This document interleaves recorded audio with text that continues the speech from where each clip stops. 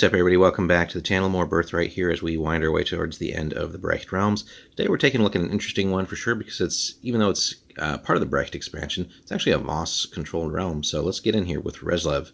It's neutral evil, and it is actually recommended for PC use, which is usually surprising because most of the evil ones tend not to be. But let's jump in. The Knoll Ridge Mountains shield the Rzhlev Valley from the north winds, and the Rzhlev Range protects the plains provinces from the icy climes of Black Ice Bay, but nothing can ward the Voss Kingdom from the enmity of its nearest neighbors, because really, you don't have much in the way of allies. Let's jump in on the provinces here. There's quite a few. You have they're kind of grouped here in three separate parts. A lot of 2s, 3s, and 4s, and you have that single 5 with Rzhlevsky. And then the law is pretty straightforward here. You got some temple action going on with multiple temples. The guilds are all controlled by one source, and then the sources are actually also the same as the law here. So we'll look at this Tsarina here. Speaking of which, so the law, Tsarina Marisha Rodolovsk. This is a level 4 fighter and a level 11 wizard, so pretty powerful all around. Pretty good bloodline, is lawful evil. Rules all of Rzhlev like a kingdom under siege. Won from the Brecht people after the Battle of Lake Ladan nearly 400 years ago, the only Voss kingdom bordering the Great Bay holds its own in enemy territory. Now, the temples. The Tsarina of Rzhlev encourages, quotes, her people to follow the teachings of Belanek through her vassal Nikolai Brokislav, the level 5 priest, solid bloodline, neutral evil. She punishes those she finds worshipping at the scattered and secret churches of Ayarida. No known high priest exists in Ayarida's cleansing home, but its clerics wander the land preaching the value of beauty and love over war and death. Although I'd have to imagine kind of wandering somewhat in secret, not so much in the open, given how the official religion is kind of forced on people. The guild action. No single guild ever controlled Rzhlev's internal trade before the renegade dwarf Gravnik Glusevic, level 8 thief and lawful evil, came south out of Daikar Zigun with a band of exiled dwarves. Working with Tsarina and the remnants of the old guilds, they introduced advanced mining and metallurgical techniques to the Voss Kingdom, and then as a result of that, the Voss Kingdom introduced them to the idea of slave labor. Wonderful stuff there, right? Sources. Marisha became a warrior to honor her father's wishes, but she learned the ways of a wizard to increase her power. Despite her advanced level of experience with conventional magic, she has only rudimentary knowledge of realm magic and began creating source holdings just recently. So yes, even though she's a level 11 wizard, so conventionally, as far as that class goes, super advanced, powerful, but hasn't mastered some of those more Birthright specific things in the form of all the realm spells and presumably some of the battle magic and things that's out there too. So a bit of a mixed card there, but nonetheless. Regency generated and accumulated, fair bit generated, not as much accumulated. Seems like it's been, it's spent pretty heavily here. Pretty solid treasury too, although again, compared to some of the Brecht realms, it's tiny, but if we compare this to a lot of the Anuiran realms, that's quite a bit. 23 gold is definitely enough to get you going. The army show a fairly large army here, a very large standing army, some of which comprises soldiers impressed out of the populace. All of her levies and regulars have been conscripted, and they have poor morale. They always rout when hit, basically, so not a lot of staying power. But she needs to pay them only half their normal maintenance costs, so basically you got cannon fodder that's easily replaced. Some of these forces become regular infantry after successful battles, but most are merely rewarded with their freedom and whatever booty they can carry off. So an interesting system there that could certainly be played up more like, any of these units, the levies and regulars that survive, working maybe with the DM to just kind of like change them over to just generic infantry. That'd be a cool upgrade path. And something just worth considering in general for some of your campaigns. Story-wise too, a reward for one of these low-level units maybe is a upgrade without any additional costs into that that higher status. And even doing that for other types of units, right? Like, oh, you have this one regular infantry unit that's survived a lot of battles. Maybe they get a sort of free upgrade into elite status and maybe become like a named unit. So there's all kinds of fun additional things you can do with your forces there. But let's jump in. They got 4 units of levies, 2 of irregulars, 2 actual units of elite infantry, so good stuff there. 2 units of Varsk riders, which are Voss knights, essentially. A unit of archers, probably worth expanding a little bit more onto that, just to have more missile troops. It does have a unit of artillerists, and a solid navy, too. A round ship, 3 longships, and 2 keel boats. So quite a bit of stuff there, and obviously you're not paying for the full price for the levies and the regulars, so slowly over time might make sense to sort of transition that into, again, more regular style units. And again, I think at least adding another unit of archers is kind of a immediate goal there. So now most of the Navy spends its time patrolling the coastline of the northern and southern borders, but she does occasionally order raids launched against her neighbors or other distant realms. So, and again, another spot for improvement too, maybe adding a few more ships. Now the regent herself, Marisha Rzhlev, never should have become regent. Her father, Rodel, had 3 sons and a daughter, all older than her, and all of whom he favored over his youngest brooding daughter. But fate, or, hint, hint, perhaps something darker, took a hand. All of the siblings died in a battle with the Brechts, and Marisha's older sister disappeared with her husband 2 weeks before the death of Tsar Rodel. Surely an accident. Marisha became Tsarina when her father died of heart failure and has now ruled Rzhlev for almost 3 decades. Some might say she compensates for her lack of diplomatic and courtly skills with out-and-out cruelty and cunning, and they would be right. And then they would be dead. Yeah. So, so if you want to take on the character and sort of rule the realm as her in that sense, so yeah, you've definitely got a nasty character here that runs the realm, but again, also very, very formidable. So now, if you were just adventuring in Rzhlev, it could be a cool campaign to maybe try and, where other Brecht armies have maybe failed to sort of retake this and get rid of the Voss.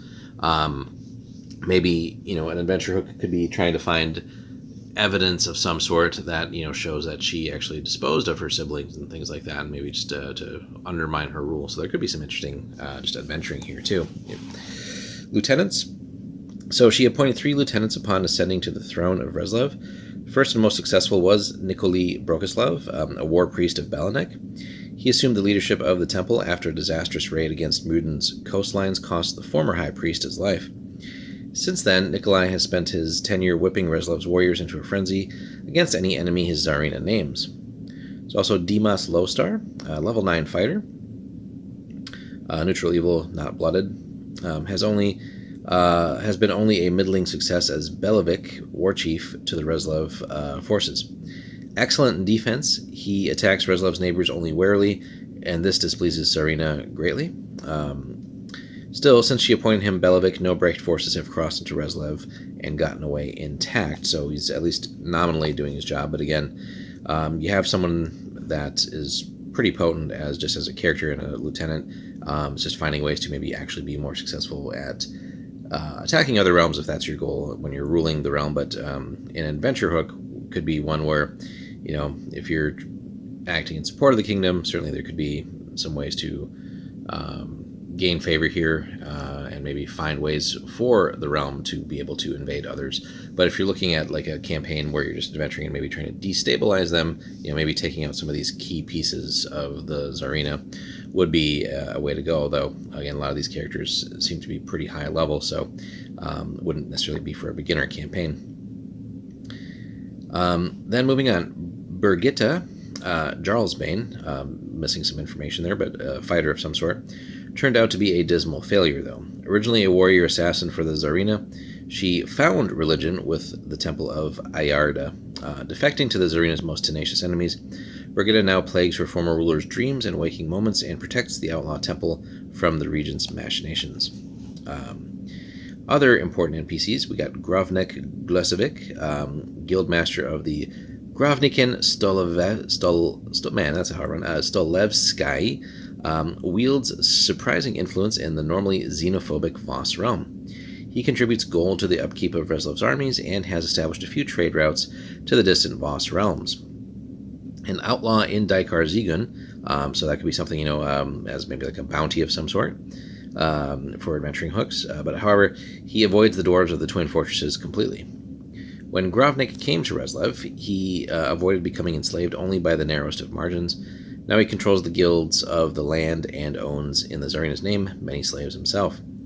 So again, another adventure hook there, maybe freeing those and sort of stabilizing his operations.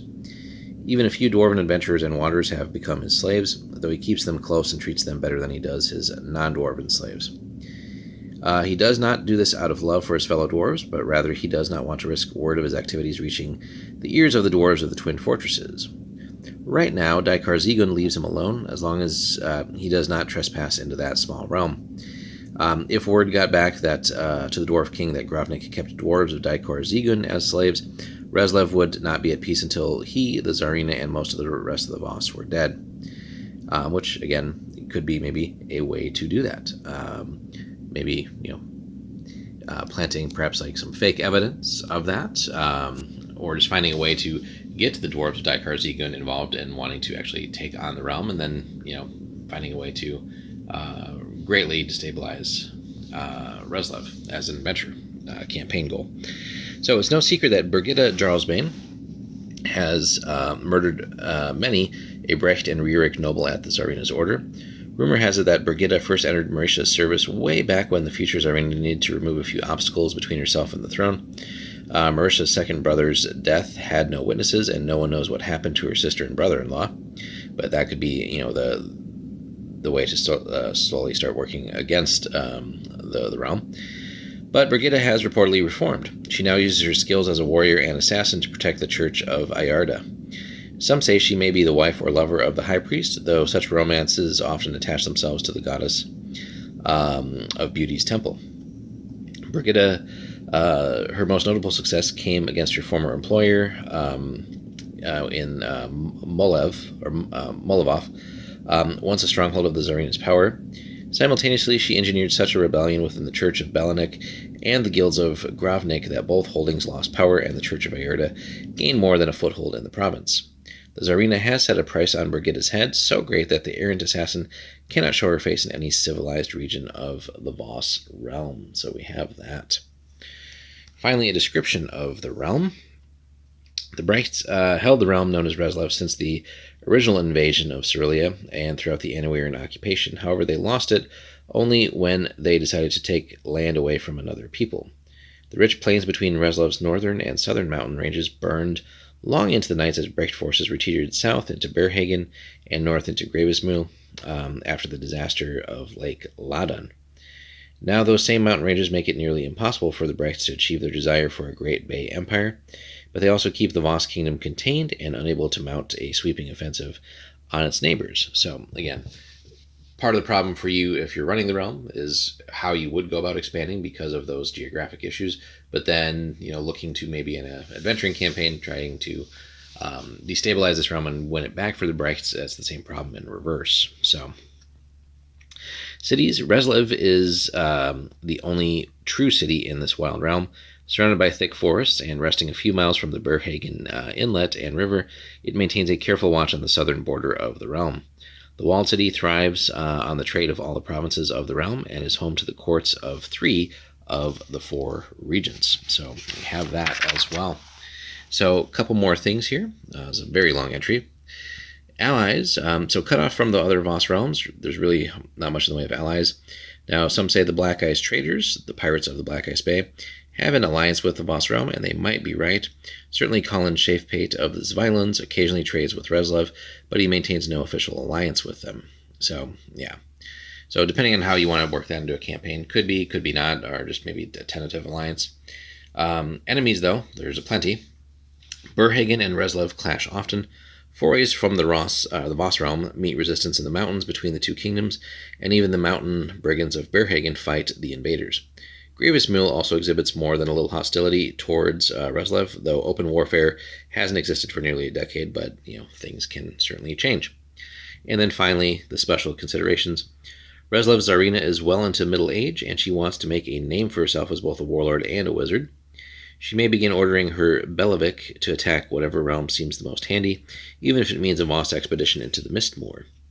Meanwhile, if Marisha begins running ley lines into any other neighboring realms, it could mean mass destruction for these unfortunate kingdoms, because again, while she doesn't have many ley lines yet and sources, but also sort of a not quite as experienced in realm magic and things like that. Certainly that can change over time, and that really should be like almost like a ticking time bomb for other realms should she gain that power in something again. That could be worked into an adventuring campaign, but also a goal for you as the regent if you are taking her on. That needs to be a way to expand your power and things like that. Certainly, level 11 wizard just as a regular realm ruler here is very, very high up there. So something very, very potent. But that is Rzhlev, guys. Let us know if you've run the realm in a campaign and kind of what your focus ended up being. But also, if you've adventured in here, what did your campaigns focus on? Was it to be in service of Rzhlev or to try and destabilize and take on the Voss? So all kinds of cool stuff. Let us know, guys, in the comments. Be sure to like and subscribe as well, and we'll have more Birthright soon.